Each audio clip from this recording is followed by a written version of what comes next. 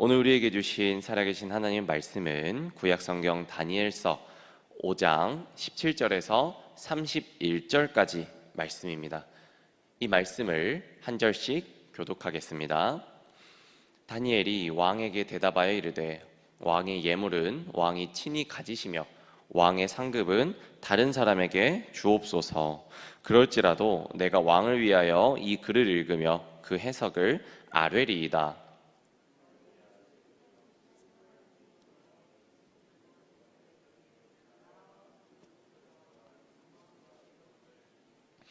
그에게 큰 권세를 주셨으므로 백성들과 나라들과 언어가 다른 모든 사람들이 그의 앞에서 떨며 두려워하였으며 그는 임의로 죽이며 임의로 살리며 임의로 높이며 임의로 낮추었더니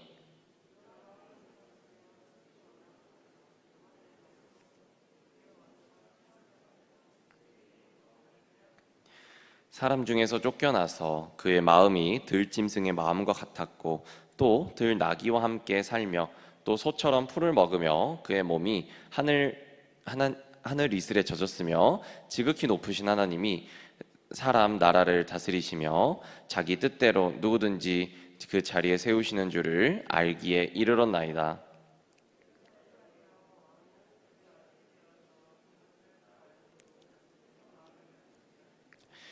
도리어 자신을 하늘의 주제보다 높이며 그의 성전 그릇을 왕 앞으로 가져다가 왕과 귀족들과 왕호들과 후궁들이 다 그것으로 술을 마시고 왕이 또 보지도 듣지도 알지도 못하는 금, 은, 구리, 쇠와 나무, 돌로 만든 신상들을 찬양하고 도리어 왕의 호흡을 주장하시고 왕의 모든 길을 작정하시는 하나님께는 영광을 돌리지 아니한지라.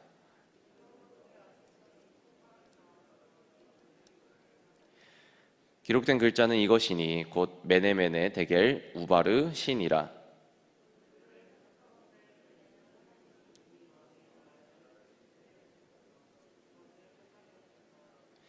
데겔은 왕을 저울에 달아보니 부족함이 보였다 하며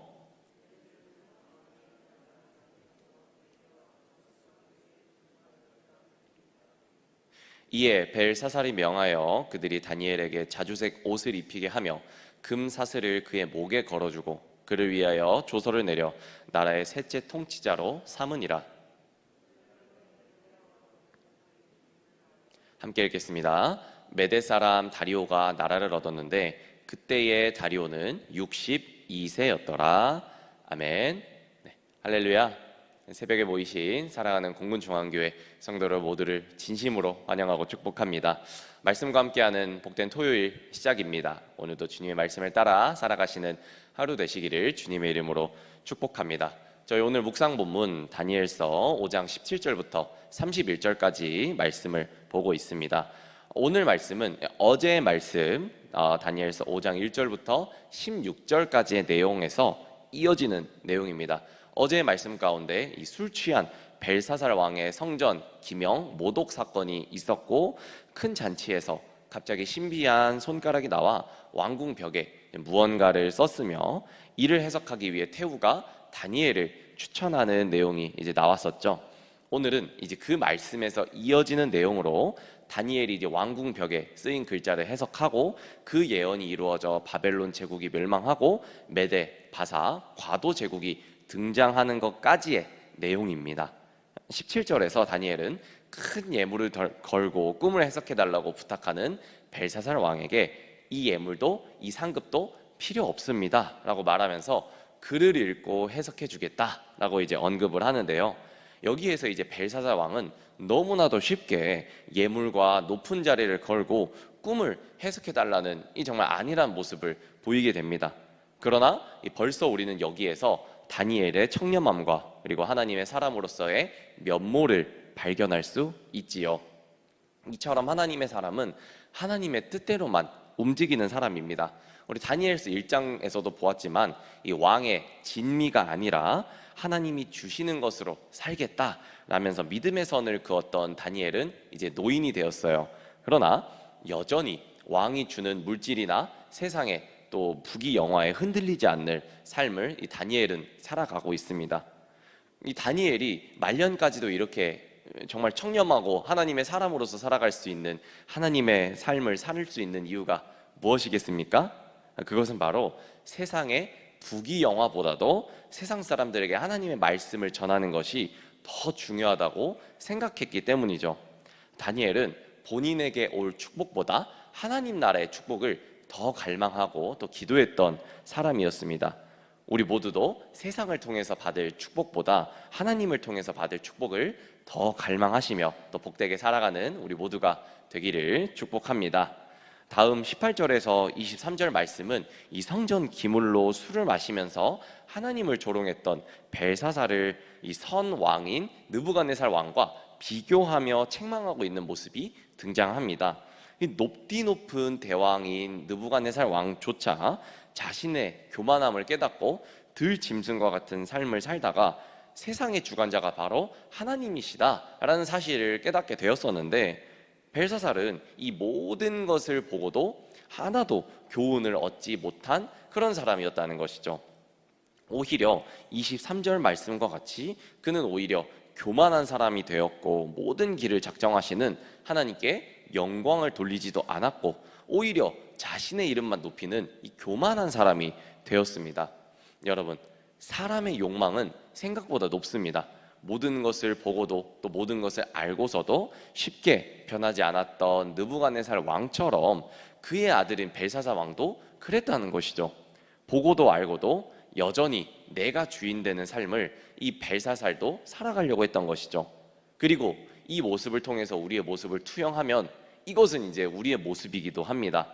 내게 주는 교훈이 무엇인지 생각하고 또 묵상하면서 그 말씀에 신실하게 반응하지 않을 때 우리는 보고도 또 알고도 깨닫지 못하는 어리석은 존재가 될 뿐임을 우리 말씀 속에서 발견하셨으면 좋겠습니다.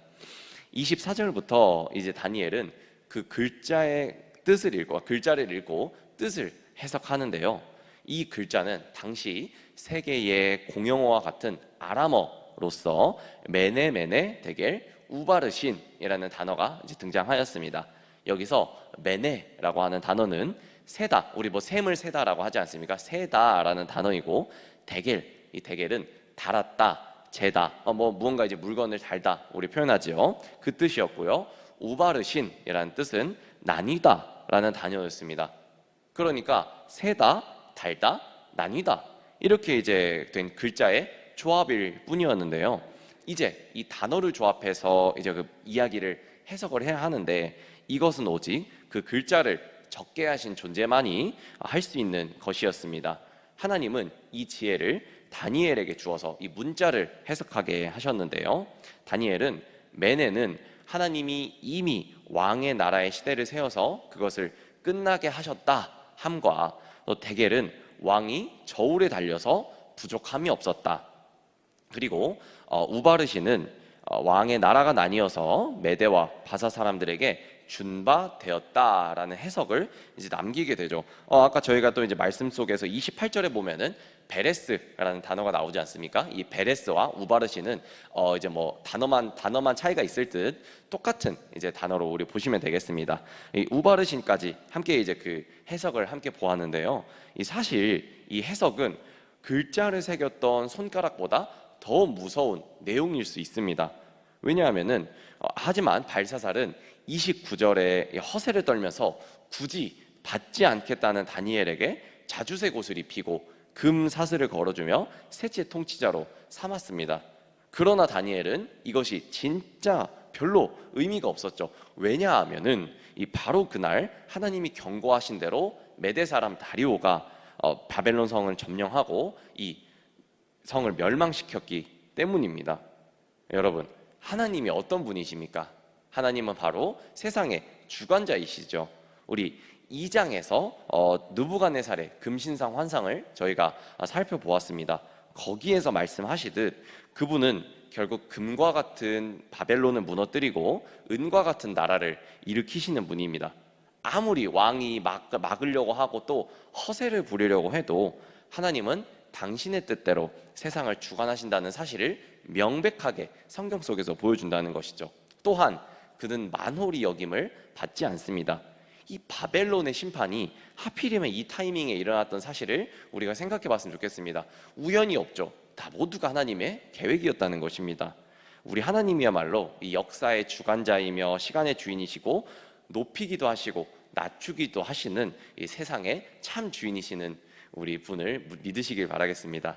사랑하는 공군중앙교회 성도 여러분, 오늘 우리는 이 하나님을, 이 정말로 위대하신 하나님을 정말로 믿고 신뢰하고 의지하고 계신지 돌아봤으면 좋겠습니다.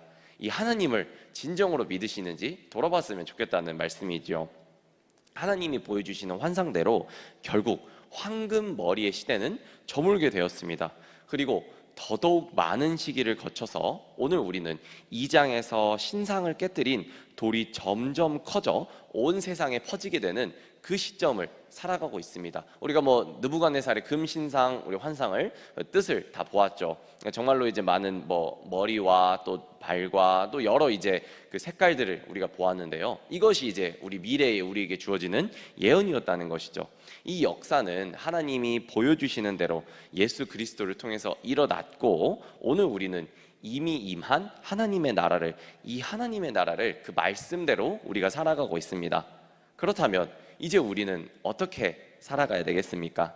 이 하나님의 은밀한 뜻을 알기 위하여 날마다 하나님 앞으로 나아가야 되겠습니다. 이 세상을 향한 하나님의 비전을 알게 해달라고 우리가 또 기도해야 되겠지요. 무엇보다 말씀을 묵상하고 또 그 말씀을 본대로 실천하면서 살아가는 그 삶이 되어야 되겠습니다. 다수의 세상의 사람들이 쉼을 얻는 주말 첫날, 토요일의 시작인데요. 하나님의 나라는 쉼이 없습니다. 우리도 여전히 하나님을 바라면서 주님의 가르침대로 살아가는 그런 오늘 하루가 되어야 되겠습니다. 무엇보다 제일 중요한 거는 신앙의 긴장을 놓치지 않았으면 좋겠습니다. 세상 사람들이 쉼을 얻는다고 우리도 신앙의 쉼을 얻어서는 안 되겠습니다. 신앙의 긴장의 끈을 놓치는 순간 고난은 우리에게 한 번에 찾아오게 됩니다.